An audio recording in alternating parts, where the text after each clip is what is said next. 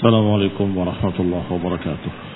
إن الحمد لله نحمده ونستعينه ونستغفره ونعوذ بالله من شرور أنفسنا ومن سيئات أعمالنا. من يهده الله فلا مضل له ومن يضلل فلا هادي له. وأشهد أن لا إله إلا الله وحده لا شريك له.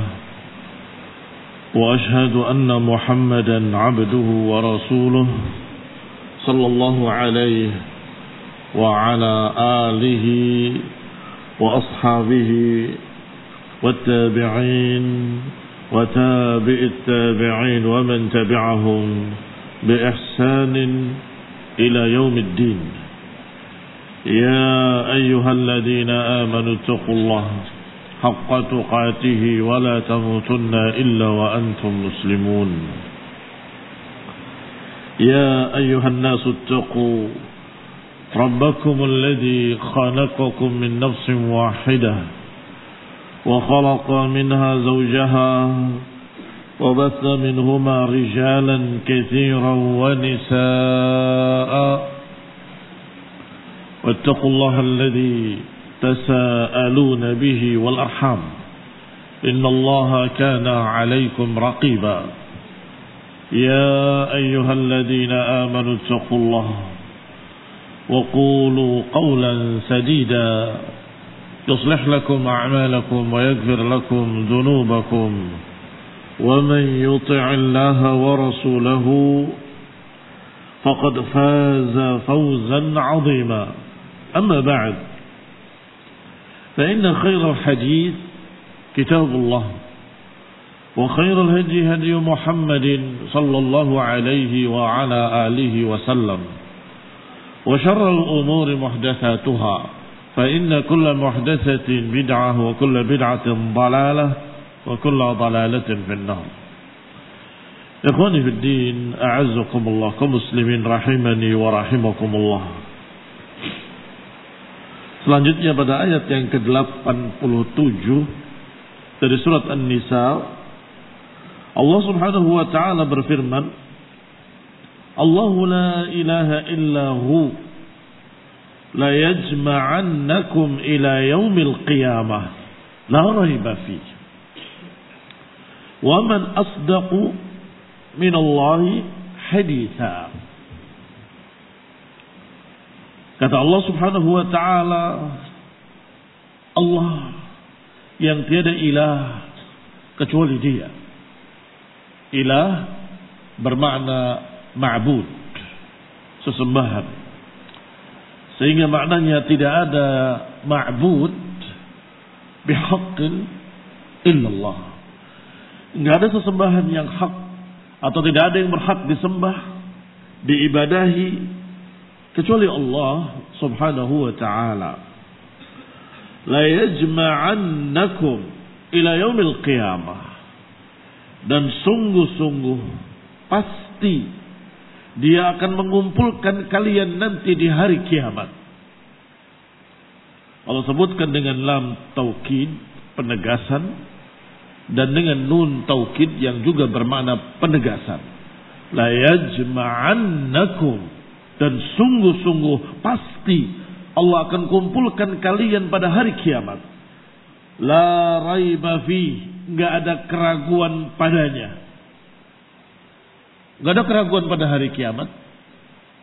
Dan enggak ada keraguan adanya mahsyar, adanya yaumul jama', dzalika yaumut taghabun. Barakallahu fiikum. Maka Allah katakan la raiba fihi. Apakah domirnya kembali kepada hari kiamat bahwa itu adalah yang tidak ada keraguan padanya, atau kembalinya kepada yaumul jama' la yajma'annakum la raiba fihi, kalian akan dikumpulkan dan gak ada keraguan padanya? Dua-duanya benar. Wa man asdaqu minallahi haditha, dan siapa yang lebih benar ucapannya? Hadis bermakna ucapan. Berkata Syekh As-Sa'di dalam tafsirnya yang ringkas, yukhbiru ta'ala an infiradihi bil wahdaniyah. Allah mengkhabarkan dalam ayat ini tentang kesendiriannya, dalam keesaannya. Wa annahu la ma'buda wa la ma'luha illahu. Bahwasanya enggak ada ma'bud yang diibadahi, enggak ada ma'luh yang diilahkan kecuali Dia satu-satunya. Likamalihi fi dzatihi wa awsafihi wa likaunihi al-munfarid bil khalqi wat tadbir. Karena Dialah satu-satunya yang maha sempurna fi dzatihi, pada zatnya, dan juga maha sempurna fi awsafi, dalam sifat-sifatnya. Wa likaunihi al-munfarid bil khalqi wat tadbir, dan karena Dialah satu-satunya yang sendiri dalam menciptakan dan dalam mengatur. Yang menciptakan Allah sendiri, yang mengatur juga Allah sendiri. Maka sepantasnya kita meminta hanya kepada Allah, tidak kepada yang lain. Sepantasnya kita menghambakan diri kita kepada Allah, jangan kepada yang lain. Karena menciptakan alam semesta ini Allah satu-satunya, dan yang mengaturnya hanya Allah, yang menakdirkan segala sesuatu, yang memutuskan keputusan-keputusan segala sesuatu, hanya Allah sendiri. Oleh karena itu, beribadahlah kepada Allah saja, dan jangan beribadah pada yang lain.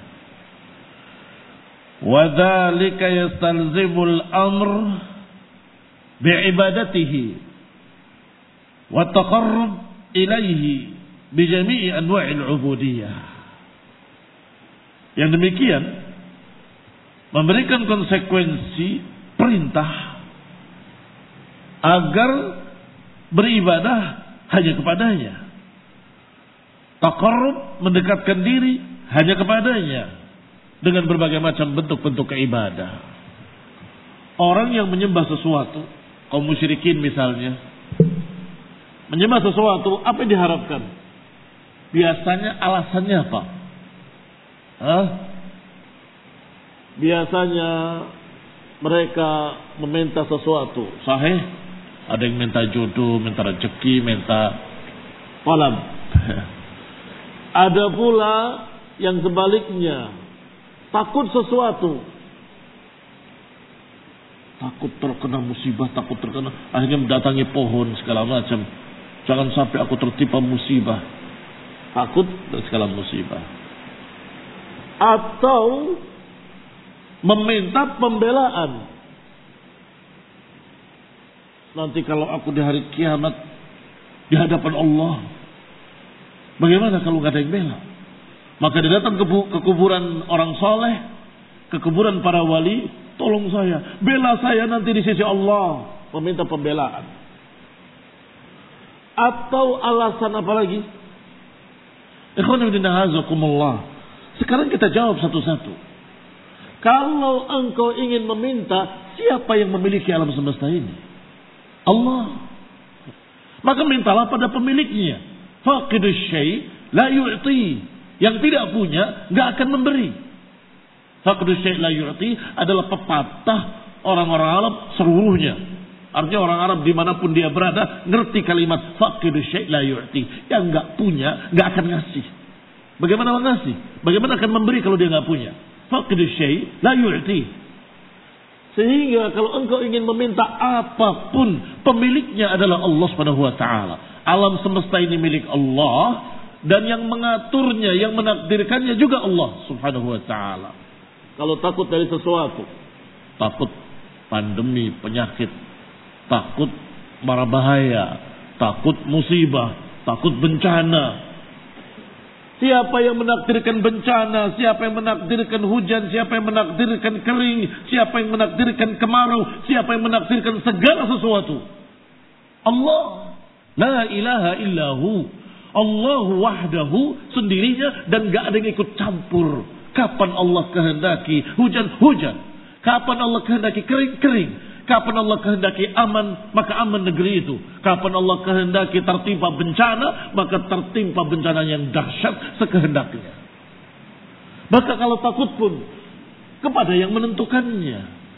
Berlindunglah kepada yang menciptakannya, yang menakdirkannya, atau karena minta pembelaan, nanti siapa yang akan bela saya yaumul qiyamah? Yang membelanya nanti hari kiamat adalah para syafi'in. Tetapi la yanfa' syafa'atu syafi'in, enggak akan bermanfaat syafaat siapapun kecuali bagi seorang yang mukmin. Yang mukmin adalah yang muwahhid, yang mengesahkan Allah Subhanahu wa taala. Maka jadilah engkau bertauhid, jangan menyembah batu, jangan menyembah pohon, jangan menyembah kuburan keramat, kuburan orang saleh, kuburan para wali. Justru bertauhidlah kepada Allah. Mengesahkan Allah agar jadi orang mukmin, maka dapat syafaat. Wa kam min malakin fis samawati la tughni syafa'atuhum syai'a illa min ba'di an ya'zana Allah liman yasha' wa yarda. Wa kam min malakin fis samawati la tughni syafa'atuhum syai'a illa min ba'di an ya'zana Allah, izin Allah Subhanahu wa taala. Liman yasha, kehendak Allah Subhanahu wa taala. Wa yarda, yang diridai oleh Allah Subhanahu wa taala. Kalau engkau ingin mendapatkan pembelaan, mintalah kepada yang mengizinkan, yang memiliki. Lillahi syafa'atu jami'an. Milik Allah lah syafaat seluruhnya. Minta, ya Allah, aku meminta syafaat nabimu. Jadilah engkau dikehendaki oleh Allah dan diridai oleh Allah. Bagaimana supaya dikehendaki? Bagaimana supaya diridhai? Jadilah seorang mukmin muwahhid. Jadilah orang yang mengesahkan Allah, beriman kepada Allah dan tidak menyekutukan Allah dengan sesuatu apapun. Maka alasan-alasan tadi terbantah semuanya. Tidak ada yang layak untuk diibadahi kecuali Allah Subhanahu wa taala. Tinggal satu alasan yang keempat, yaitu wasilah. Saya memintanya kepada Allah, tapi melalui orang soleh ini. Tolong sampaikan pada Allah, sampaikan pada Allah. Maka dijawab oleh Allah dalam Al-Quran beberapa ayat, bahwasanya Allah tidak memerlukan perantara. Allah menyatakan, ud'uni astajib lakum. Katalah, mintalah kepadaku, jadi langsung aku kabulkan untuk kalian. Gak perlu pakai perantara-perantara. Jangan melewati kuburan, jangan melewati orang soleh, jangan melewati siapapun. Langsung panggil ya Rabbi, ya Rabbi, ya Arhamar Rahimin, ya Allah, falillahil asmaul husna. Allah memiliki nama-nama yang mulia, nama-nama yang tinggi, nama-nama yang sempurna, yang kita memanggil dengannya. Cukup. Barakallahu fiikum. Tidak perlu kita mengambil wasilah. Walhamdulillah. Kembali kepada kitab tafsir yang ringkas, Taisir Al-Karim Ar-Rahman oleh Syekh Sa'di rahimahullahu ta'ala. Kata beliau,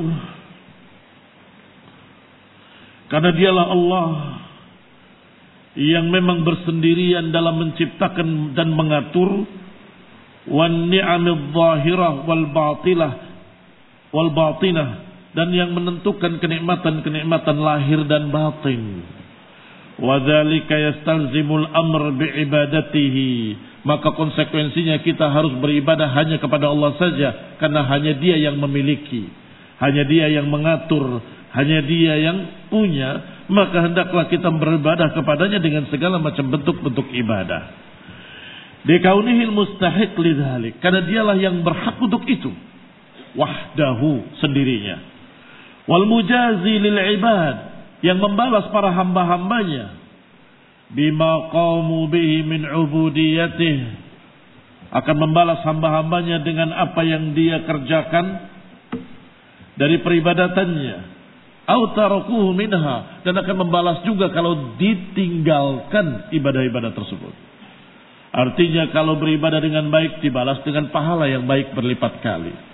Kalau tidak beribadah dan tidak mengamalkan apa yang diperintahkannya, maka tentunya akan diazab dengan azab yang menyakitkan. Walidzalika aqsama ala wuqu'i mahallil jaza wa huwa yaumul qiyamah. Oleh karena itu Allah Subhanahu wa taala bersumpah dengan waktu terjadinya balasan itu. Kapan waktu terjadinya balasan? Hari kiamat. Maka Allah bersumpah dengan sungguh-sungguh, la yajma'annakum ila yaumil qiyamah, dan sungguh-sungguh pasti kalian akan dikumpulkan yaumil qiyamah, artinya akan dibalas. Yang baik dengan kebaikan, yang jelek dengan kejelekan. Yang tauhid dengan keridhaan dan pahala jannahnya, sedangkan yang syirik akan diancam dengan ancaman azab yang menyedihkan, yang memedihkan. Allah aqsama ala wuqu' mahallil jaza, yaitu hari kiamat. Faqala la yajma'annakum ay awwalakum wa akhirakum, jinnakum wa insakum fi maqamin wahid. Yani kalian semua akan dikumpulkan nanti yaumul qiyamah di padang mahsyar untuk diadili oleh Allah Subhanahu wa taala. Yang awal kalian dan yang akhir kalian, sejak Adam alaihi salam sampai akhir manusia nanti yaumul qiyamah, fi maqamin wahid, di satu tempat. Ila yaumil qiyamah la raiba fi, pada hari kiamat yang enggak ada keraguan padanya. Aila syakka wala syubhata wala miryata biwajhin minal wujuh, yakni enggak ada keraguan, tidak ada syubhat dari sisi manapun. Bidalilil aqli wa dalilil sam'i, dengan bukti-bukti. Apakah bukti-bukti yang syar'i dalam Quran dan Sunnah maupun bukti-bukti akli menurut akal yang sehat. Akal yang sehat dengan dalil sahih dan kuat tidak akan bertentangan, pasti akan klop. Kalau katanya ada ayat bertentangan dengan akal, imma akalnya yang bodoh atau salah paham terhadap ayat. Ayat pasti benar. Kalau engkau menyatakan ini bertentangan dengan akal yang sehat, mungkin akalnya tidak sehat. Akalnya orang jahil, akalnya orang bodoh, akalnya orang yang memiliki sesuatu di pikirannya, majnun. Atau salah memahami ayat tadi, ayat tidak ke sana, kalian pahami ke sana. Karena kalau ayat itu barakallahu fikum ditafsirkan dengan benar, dan akal itu akal yang sehat, tidak akan bertentangan abadan. Syekhul Islam Ibnu Taimiyah punya kitab khusus masalah itu. Dar'u ta'arudi, membantah tidak adanya pertentangan antara akal dan nakal. Akal, nakal, nukilan, kitab sunnah, enggak akan bertentangan. Dalil-dalil bukti tidak bertentangannya akal dengan nakal, akal dengan dalil-dalil. Kembali kepada kitab.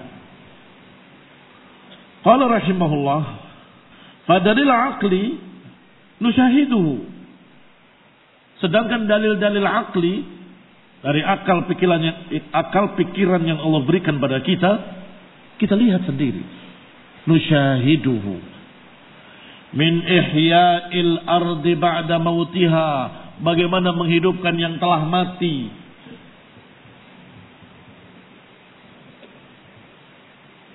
Tanah yang tandus.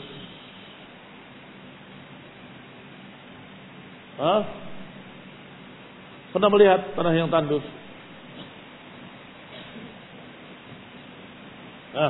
Mataharinya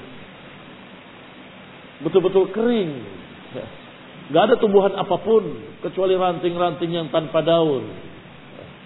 Ayo, tiba-tiba hujan.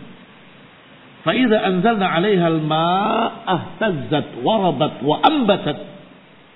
Kata Allah, ketika diturunkan hujan, tiba-tiba tanah yang mati, yang kering ini tiba-tiba bergerak, kemudian tumbuh, tunas, kemudian semakin banyak jadi hijau. Barakallahu fiikum.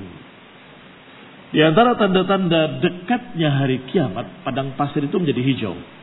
Dan kemarin ini, tidak lama, setahun kemarin, kejadian yang subhanallah terjadi luar biasa. Padang pasir itu jadi hijau, benar-benar hijau, tumbuh-tumbuhan kecil-kecil sehingga dari jauh seperti hijau. Sehingga kemudian beberapa orang mengabadikannya sambil menyatakan shadaqah Rasulullah SAW. Fa'idha anzalna 'alaiha al-ma'ah tazzat wa rabat wa ambatat. Ketika diturunkan hujan jadi hidup. Bahkan kemudian tumbuh pohon-pohon yang besar. Barakallahu fikum. Ini bukti kalau Allah bisa menghidupkan yang telah mati. Allah bisa menghidupkan yang telah mati. Kalian pernah menggali tanah? Apakah di dalamnya ada tumbuhan? Tidak ada. Tanah itu dibiarkan tanah dari dalam. Berarti tidak ada tumbuhan apapun kan? Karena pohon butuh matahari. Setelah turun hujan, gundukan tanah tadi tiba-tiba tumbuh pohon hijau. Artinya sesuatu yang telah mati sekian lama di dalam tanah tiba-tiba hidup kembali. Tumbuh kembali.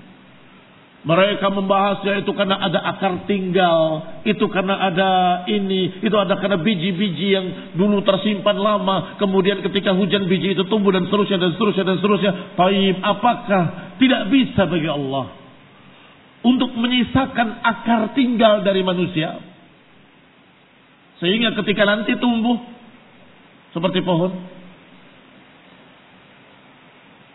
Kalau Allah mau, Allah bisa. Dan disebutkan dalam hadis yang sahih bahwa dalam tubuh manusia ada tulang kecil yang bernama ajabud zanab. Namanya ajabud zanab. Tulang ekor yang menakjubkan. Entah yang mana tidak bisa dipastikan. Yang jelas kecil, sangat kecilnya. Dari situ diciptakan manusia dan dari situ dibangkitkan manusia. Dari situ diciptakan manusia, dari situ pula dibangkitkan nanti yaumul qiyamah. Ikhwan fillah, mudah untuk mengimani kebangkitan dengan melihat padang pasir yang kering tiba-tiba hijau, tiba-tiba tumbuh. Demikian pula manusia yang sudah jadi tanah, seperti pohon yang menguning, kemudian layu, kemudian kering, kemudian mati, kemudian jadi humus. Apa jadi humus? Jadi tanah. Pohon tadi jadi tanah. Taib, sekian lama jadi tanah. Tiba-tiba hujan. Tumbuh lagi pohon tadi. Bisa apa nggak bisa? Bisa. Maka yang menghidupkan pohon-pohon tadi setelah matinya, dia juga yang menghidupkan manusia setelah matinya. Mudah untuk kita pahami. Allah dikatakan nusyahidu, kita menyaksikannya. Yaitu min ihya'il ardu ba'da mautiha, menghidupkan bumi yang tandus, yang telah mati dengan hujan. Wa min wuju'in nash'atal ula allati wuqu'ut tsaniyah ula aula minha bil imkan. Dan juga teori akal yang kedua. Teori akal yang pertama diajarkan oleh Allah. Lihatlah bagaimana tanah yang tandus, bagaimana aku hidupkan kembali. Baik, itu diajarkan bagaimana cara berpikir yang benar. Yang kedua, lihat cara berpikir yang benar. Nash'atul ula allati waqa'a wa lam taku syai'a as-'am min wuqu'its tsaniyah. Penciptaan pertama kali yang belum pernah ada sebelumnya lebih susah daripada mengulangi apa yang sudah pernah ada. Kalau yang ini bisa, masa yang ini nggak bisa? Itu juga akal. Cerdaslah sedikit. Cerdaslah sedikit.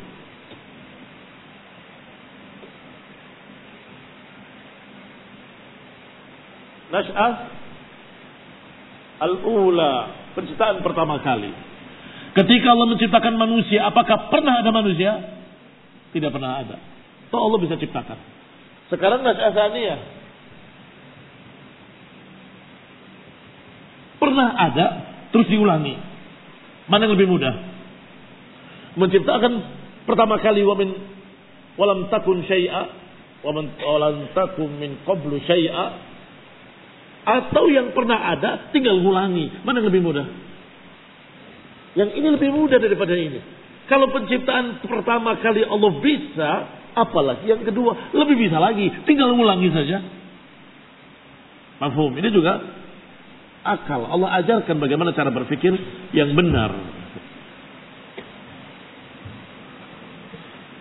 Di mana Allah terangkan ketika Rasulullah SAW didatangi oleh seorang kafir musyrik membawa tulang belulang yang rapuh, dihancurkan di hadapan Rasulullah SAW, ditiupkan ke wajah Rasulullah SAW untuk menghinakan sambil berkata, "Man yuhyil 'idhama wa hiya ramim." Siapa yang akan bisa membangkitkan tulang belulang yang rapuh ini? Siapa yang bisa membangkitnya kembali? Maksudnya mustahil. Tulang sudah rapuh mau dibangkitkan kembali. Dijawab oleh Nabi dengan dibimbing oleh Allah. Allah katakan, "Qul yuhyiha alladhi ansha'aha awwala marrah." Katakan wahai Nabi pada mereka, katakan pada orang-orang musyrikin yang tidak percaya kebangkitan, qul, katakanlah, yuhyiha alladhi ansha'aha awwala marrah. Yang menciptakannya adalah yang menciptakannya pertama kali. Atau yang akan menghidupkannya kembali adalah yang menciptakannya pertama kali. Agar berpikir bahwa yang akan membangkitkan nanti Allah. Yaitu yang menciptakannya pertama kali. Menciptakan pertama kali saja bisa, apalagi cuma ngulang. Qul yuhyiha alladhi ansha'aha awwala marrah. Katakan yang akan menciptakannya kembali atau yang akan menghidupkannya kembali adalah yang menciptakannya pertama kali. Tentunya orang cerdas akan berkata, menciptakan pertama kali belum pernah ada contohnya, belum pernah ada sebelumnya, bisa. Apalagi cuma ngulangi, sudah pernah ada diulangi lagi, lebih mudah. Barakallahu fiikum. Maka dikatakan aula minha bil imkan. Aula minha bil imkan, lebih mungkin lagi. Wa minal hikmati allati tajzim bi anna Allah lam yakhluq khalqan abasa yuhyuna thumma yamutun. Sekarang yang ketiga, berpikir benar. Termasuk hikmah. Dan Allah memiliki sifat hikmah. Allah maha memiliki hikmah. Pasti akan berkata, kita akan berkata tajzim, kalau Allah maha hakim, kalau Allah subhanahu wa ta'ala ahkamul hakimin, maka mesti tidak mungkin bagi Allah untuk menciptakan segala sesuatu sia-sia. Tidak mungkin. Mustahil. Karena Allah maha memiliki hikmah. Pasti menciptakan sesuatu dengan hikmah. Pasti menakdirkan sesuatu dengan hikmah. Taib, sekarang Allah ciptakan makhluk-makhluk di muka bumi, khususnya manusia dan jin. Yuhyuna thumma yamutun. Mereka hidup, kemudian mati di muka bumi. Ada yang zalim, bebas merdeka, belum dihukum di dunia. Ada orang yang saleh, mukmin, taqi, tidak diberi haknya di dunia. Iya kan?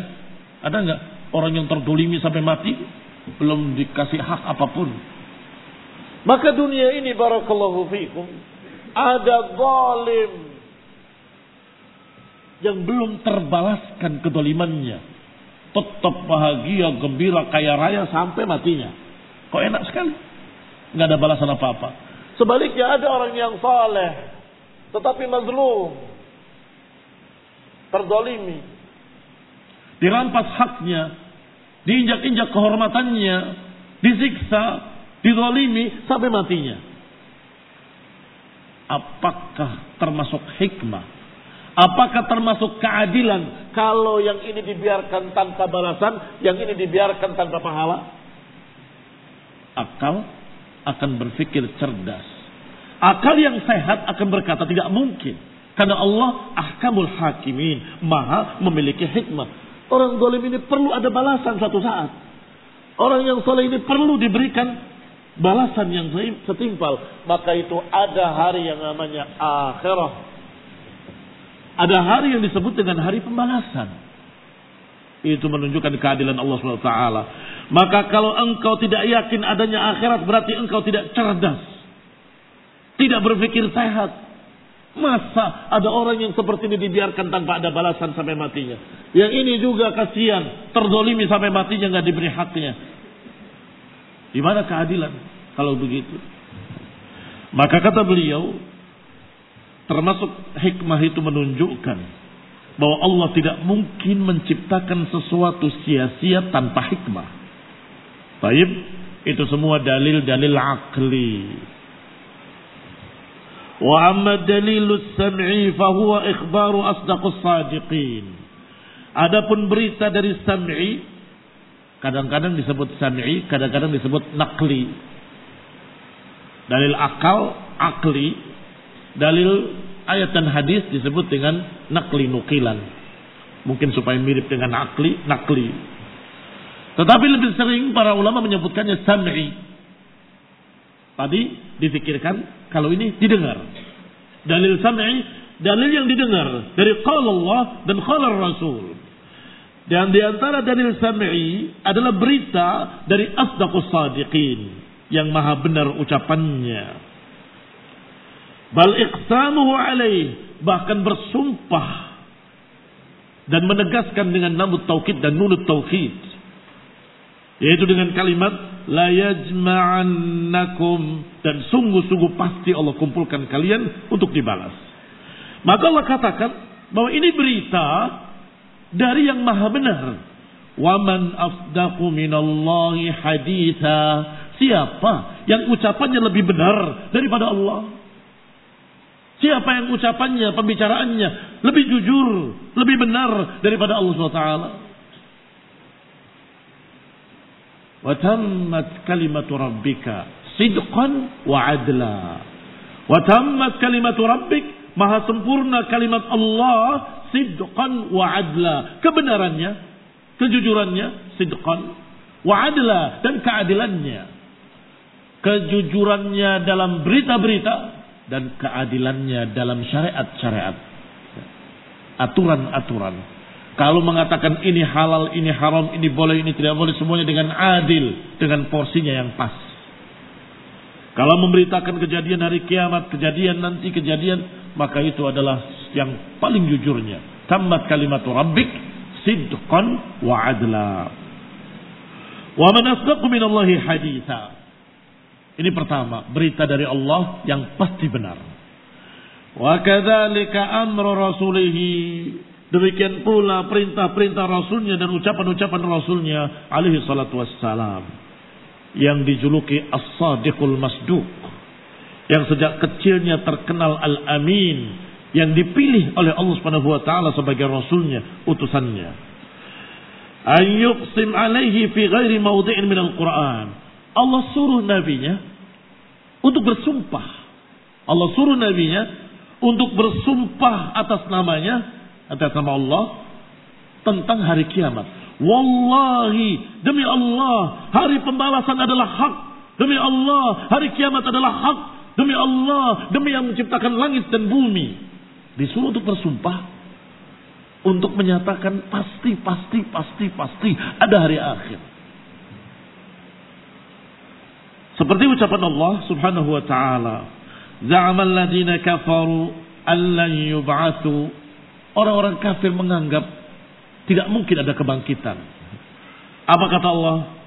Qul bala wa rabbi latub'atsunna tsumma latunabba'unna bima 'amiltum wa dzalika 'ala Allahi yasir. Kalimat qul, perintah, katakanlah. Kepada siapa? Perintah Allah pada siapa? Pada nabinya. Qul ya Muhammad sallallahu alaihi wa ala alihi wasallam. Qul ayyuhar rasul, katakan pada mereka yang tidak percaya kebangkitan, bala wa rabbi latub'atsunna wa latunabba'unna. Kalian pasti dibangkitkan, kalian pasti akan diberitakan perbuatan kalian, apa yang kalian kerjakan di dunia. Kamu pernah berbuat begini, kamu pernah berbuat begini, kamu pernah berbuat begini, kamu pernah berbuat begini. Wa dzalika 'ala Allah yasir, dan seperti itu bagi Allah mudah. Atau seperti ayat yang tadi, ketika musyrikin menyatakan man yuhyil 'idhama wa hiya ramim, Allah juga perintahkan qul, katakan pada mereka, yuhyihal ladzi ansha'aha awwala marrah. Disuruh nabinya untuk mengatakan dengan tegas, dengan sumpah, dengan nunut taukid, dengan lamut taukid, la tub'atsunna, kalian pasti akan dibangkitkan. Pasti. Wa fi qawlihi, dan pada ucapannya, wa man asdaqu minallahi haditsa, wa man asdaqu minallahi qila, wa man asdaqu minallahi qila, ikhbar. Ada beberapa ayat dalam Al-Quran yang hampir sama. Pertama, wa man asdaqu minallahi haditsa, siapa yang ucapannya lebih benar daripada ucapan Allah Subhanahu wa taala. Ini yang di ayat yang sedang kita bahas. Wa man asdaqu minallahi qila, siapa yang lebih benar ucapannya daripada Allah. Tadi pakai haditsa, sekarang pakai qila. Wa man asdaqu minallahi qila juga ada di beberapa tempat. Maka dari sini ada ikhbarun, ada berita, pengkhabaran bi anna hadithahu wa akhbarahu wa aqwalahu fi a'la maratibis sidqi. Dari ayat ini kita mendapatkan pelajaran bahwa ucapan Allah, berita dari Allah, pembicaraan Allah adalah di puncak kebenaran. Kalau kebenaran itu bertingkat-tingkat, maka yang paling puncaknya ini adalah ucapan Allah Subhanahu wa taala. Karena di atasnya enggak ada lagi. Faman asdaqu minallahi haditsa. Siapa yang lebih, kalau kamu jujur, ada yang lebih jujur. Kamu Masya Allah ucapannya benar, ada yang lebih benar lagi. Dan ada yang lebih jujur lagi dari para ulama. Para ulama ada yang lebih jujur lagi, yaitu Rasulullah SAW. Dan dari seluruh manusia ada yang lebih jujur lagi, adalah ucapan Allah SWT yang paling jujurnya. Maka apakah ada di atasnya? Tidak ada. Faman asdaqu minallah, siapa yang lebih jujur daripada Allah? Tidak ada. Sudah paling puncaknya. Berarti barakallahu fikum dikatakan a'la maratibis sidqi, di peringkat teratas dari peringkat kejujuran. Fa kullu ma qila fil aqaid, maka apa yang dikatakannya dalam masalah akidah, keyakinan-keyakinan, wal ulum dalam masalah ilmu, wal a'mal dalam masalah pengamalan-pengamalan, mimma yunaqid ma akhbar Allah, apa-apa yang menentang berita dari Allah, fahuwa batil. Saya ulangi, maka apa yang diucapkan dalam masalah akidah, apa yang diucapkan dalam masalah ilmu, apa yang diucapkan dalam masalah amal perbuatan yang bertentangan dengan berita Allah, pasti batil. Oh, katanya saya ada keyakinan begini-begini, bertentangan dengan Quran, batil. Katanya apa betul begini, bertentangan dengan Quran, batil. Semua keyakinan, semua ilmu, semua ucapan, semua berita, semua amalan-amalan yang bertentangan dengan Quran, maka pasti batil. Karena tidak ada di atas Quran yang lebih benar lagi. Baik. Limadha? Limunaqadatihi lil khabari shadiq. Mengapa kita katakan batil? Karena bertentangan dengan berita yang maha benar. Yang maha benar, di puncak kebenarannya. Fala yumkin an yakuna haqqa, maka tidak mungkin dikatakan hak. Karena bertentangan dengan yang paling benar, yaitu ucapan Allah Subhanahu wa taala. Wallahu taala a'lam bis-shawab. Wa sallallahu ala Muhammadin wa ala alihi wa ashabihi wa sallama tasliman katsira. Masih banyak yang kemarin.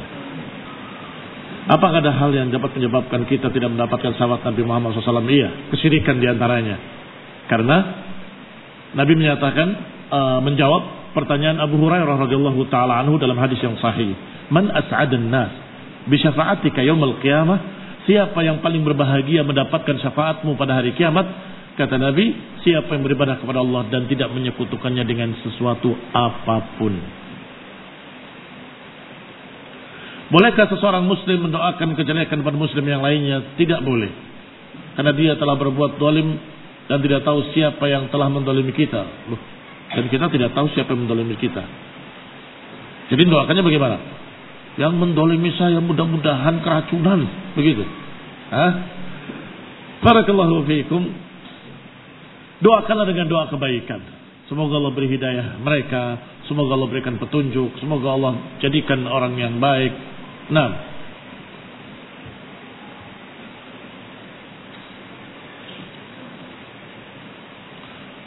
bagaimana tata cara tumak ninah yang benar? Tumak ninah dalam sholat adalah kalau engkau sempat membaca dzikir yang paling ringan, kalau subhanallah misalnya sekali saja, itu sudah ada tumak ninah namanya. Kalau sekali saja nggak cukup, itu tidak tumak ninah. Sempat mengucapkan subhanallah. Taib, itu sudah dikatakan tumak ninah. Kalau berdiri, tumak ninahnya adalah paling tidak sempat membaca Al-Fatihah titik saja, itu tumak ninah. Kalau itu saja tidak sempat, maka tidak tumak ninah.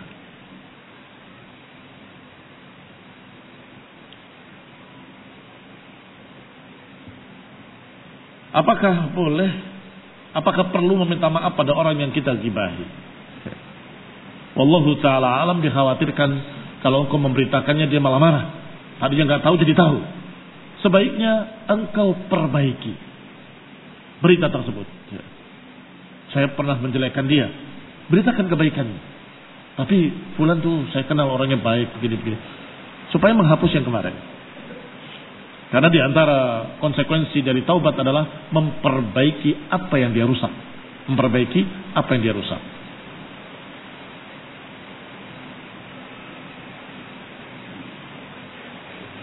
Bagaimana cara untuk memutus dosa yang mengalir dari kesesatan, dosa yang kita sebarkan? Nah, ini sangat berbahaya. Sama dengan yang tadi, perbaiki apa yang dia rusak. Fa in tabu wa aslahu wa bayyanu, kata Allah, kalau bertaubat dan memperbaiki dan menerangkan syaratnya untuk taubat, setelah minta ampun pada Allah, beristighfar dan seterusnya, perlu ada tambahan ini, aslahu, memperbaiki apa yang dia rusak, dan bayyanu, menerangkan apa yang saya katakan kemarin salah. Seperti beberapa imam-imam yang sempat terjerumus dalam pemikiran ilmu kalam, kemudian dia berdiri di mimbar seperti Abul Hasan Al-Asy'ari, bahwa apa yang aku katakan kemarin aku lepaskan seperti aku melepaskan baju ini, dilepas jubah luarnya, dan aku kembali pada sunnah, aku kembali kepada akidah Imam Fulan, Imam Fulan, Imam Fulan, agar tidak lagi bertanggung jawab atas pemikiran yang terus mengalir, pemikiran sesatnya. Saya sudah lepaskan dan saya tidak bertanggung jawab. Jangan pakai pensil nulisnya. Mohon dimaafkan. Tidak jelas tulisannya. Afwan Ustaz, mau tanya apa penjelasan tentang minimal umurnya 16 tahun ke bawah apabila melakukan maksiat dosa ditanggung oleh orang tuanya. Minimal 16 tahun ke bawah dosanya ditanggung orang tuanya. Ya, tidak berkait dengan umur, kaitannya dengan baligh atau bulugh. Bulugh itu bisa 13 tahun sudah balik. Ditandai dengan beberapa tanda. Salah satunya, jangan tertawa, tumbuhnya rambut di kemaluan. Sehingga di masa perang Khandaq, tawanan-tawanan itu, anak-anak jadikan tawanan, dewasa dibunuh. Orang Yahudi yang berkhianat di perang Khandaq. Bagaimana memisahkannya? Dilihat ada rambutnya enggak. Kalau enggak ada rambutnya, anak-anak. Ada rambutnya, bunuh. Itu salah satu dari tandanya. Tanda yang lain adalah sudah mimpi basah. Mimpi yang berkait dengan urusan orang dewasa, yakni dengan yang begitulah. Karena susah menerangkannya. Al-muhim, mimpi yang akhirnya menyebabkan dia keluar mani. Kalau sudah keluar mani berarti dia dewasa. Itu pun bukan ditanggung orang tua. Lebih tepatnya adalah masih belum tertuntut dengan tuntutan-tuntutan dosa. Bukan tanggung orang tua, tetapi masih belum bertanggung jawab. Tapi kalau sudah dewasa, dia bertanggung jawab atas dirinya sendiri. Kalau dia tidak sholat, dia yang dosa. dan dia terancam dengan ancaman-ancaman dosa. Cukup sampai sini dulu. Barakallahu fikum. Mana yang